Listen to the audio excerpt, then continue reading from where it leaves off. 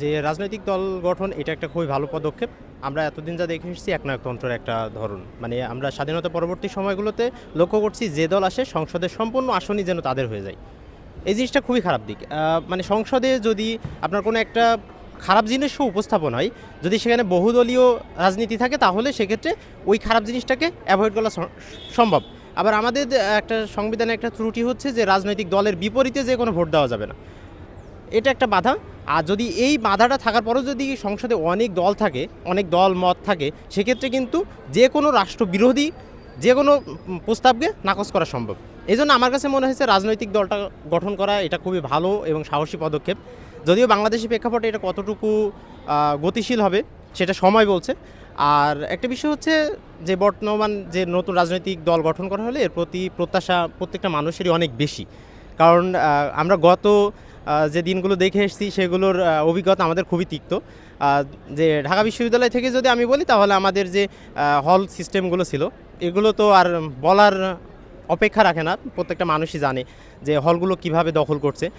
এখন যদি হলগুলোতেও যদি সংসদীয় ব্যবস্থায় যদি আপনার ছাত্র প্রতিনিধি নির্বাচন করা হয়, সেক্ষেত্রে ওই যে একনায়কতন্ত্র যে ওই ভাই ডাকছে মধুতে আই, এই ধরনের সিস্টেমটা মানে পরিবর্তন হবে।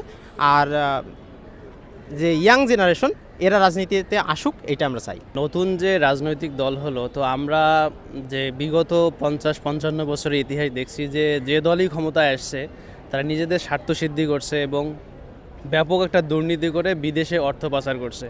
তো আমাদের নতুন রাজনৈতিক যে বন্দোবস্ত হলো নাহিদ ইসলাম ভাই, উনি আমাদের ক্যাম্পাসেরই বড় ভাই, তো রাজনৈতিক দলের প্রধান উনি হিসেবে আছেন। তো ওনাদের কাছে আমাদের প্রত্যাশা হলো দুর্নীতিমুক্ত একটা বাংলাদেশ উপহার দেয়া।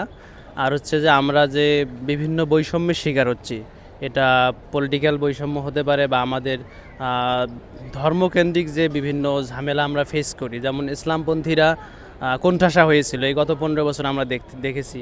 তো এই বিষয়গুলো যাতে আবার আমরা দেখতে না পাই, এর নতুন রাজনৈতিক দলের কাছে আমাদের এটাই চাওয়া থাকবে যে দুর্নীতিমুক্ত এবং একটা রোল মডেল যাতে আমরা দাঁড় করাতে পারি বিশ্বের মধ্যে। বাংলাদেশ যে ফ্যাসিস্ট শাসনামল থেকে বেরিয়ে এসে নতুন একটা রাজনৈতিক বন্দোবস্ত হলো, তো এখানে যাতে আমরা আর ওই পুরনো সে যে ধ্যান ধারণা ছিল পরিবার কেন্দ্রিক রাজনৈতিক যে একটা সিলসিলা চলে আসতেছিল যে পরিবারের প্রাধান্য থাকবে, অন্য কেউ দলীয় প্রধান হতে পারে না বা সরকারে আসতে পারে না, এই দিকগুলো যাতে বেরিয়ে আসে। আমরা একটা নতুন দেশ নতুনভাবে বাংলাদেশকে যাতে বিশ্বের কাছে উপস্থাপিত করতে পারি, এটাই তাদের কাছে প্রত্যাশা থাকবে।